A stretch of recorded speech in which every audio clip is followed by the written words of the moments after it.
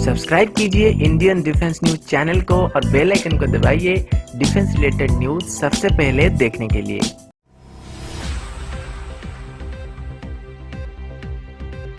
नमस्कार दोस्तों, मैं अंश आप सबका फिर से बहुत बहुत स्वागत करता हूं डिफेंस टॉक के एक नए एपिसोड में, जहां पर हम आप सबके लिए रोज नए नए डिफेंस अपडेट्स लेके आते हैं। तो चलिए देर न करते हुए आज की वीडियो शुरू करते हैं।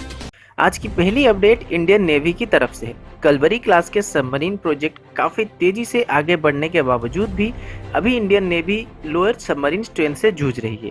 इसी बीच इंडियन नेवी ने अपनी 6 सबमरीन को अपग्रेड करने की प्रक्रिया को शुरू कर चुकी है, जिसमें 4 सिंधुघोष क्लास और 2 सिसुमर क्लास के सबमरीन के लाइफ एक्सटेंशन और रिफिट प्रोग्राम को शुरू कर दिया गया है। इस रिफिट प्रोग्राम के बाद इन 6 सबमरीन्स की कॉम्बैट कैपेबिलिटी काफी बढ़ने वाली है, क्योंकि इनमें लेटेस्ट नेवल सिस्टम और टेक्नोलॉजीज का इस्तेमाल किया जाने वाला है और इस प्रोसेस में 26 से लेकर 27 महीने तक लग सकते हैं। इन सबमरीन्स की नॉर्मल लाइफ साइकिल 25 से लेकर 30 साल तक है, जिनमें से 20 साल पूरे हो चुके हैं और अपग्रेडेशन प्रोग्राम के बाद इनकी लाइफ साइकिल 10 साल तक बढ़ने वाली है।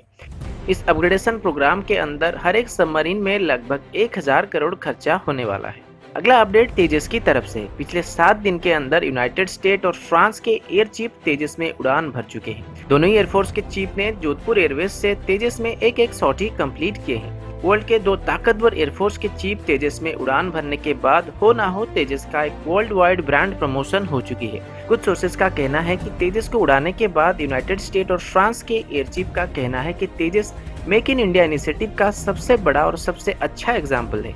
अभी तक इंडिया अपनी एयरफोर्स में ज्यादातर फ्रांस या फिर रशियन जेट्स को इस्तेमाल करता आ रहा था। अभी कुछ फॉरेन कंट्रीज भी तेजस को खरीदने का प्रस्ताव रख सकते हैं, लेकिन हॉल शायद अभी तेजस को एक्सपोर्ट करने के लिए रेडी नहीं है, क्योंकि अभी हम अपनी रिक्वायरमेंट को ही पूरी नहीं कर पा रहे हैं।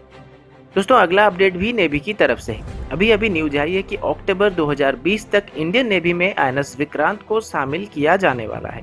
कोचिन शिपयार्ड के सीएमडी ने एक स्टेटमेंट में कहा है कि अक्टूबर 2020 में आईएनएस विक्रांत को इंडियन नेवी को डिलीवर कर दिया जाएगा, लेकिन इससे काफी पहले ही इसकी ट्रायल्स और टेस्टिंग शुरू कर दी जाएगी। लेकिन अभी तक आईएनएस विक्रांत की फेज 3 कॉन्ट्रैक्ट को आगे बढ़ाया नहीं गया है। हो सकता है इसे 2018 के अंत में या फिर 2019 के पहले क्वार्टर में ही अप्रूव कर दिया जाए। पूरा होते होते आईएनएस विक्रांत की टोटल कंस्ट्रक्शन कॉस्ट 12,600 करोड़ तक होने वाली है।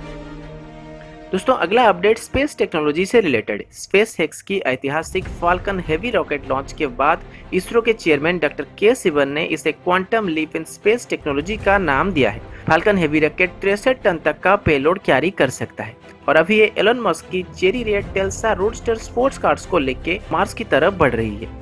ये दुनिया की पहली स्पेस स्पोर्ट्स कार है जो कि एस्टेरॉयड बेल्ट की तरफ तेजी से बढ़ रहा है। इसके लॉन्च के दौरान स्पेसएक्स इसकी फर्स्ट स्टेज बूस्टर्स को रीयूज कर रहा है ताकि इसकी लॉन्चिंग कॉस्ट को कम किया जा सके।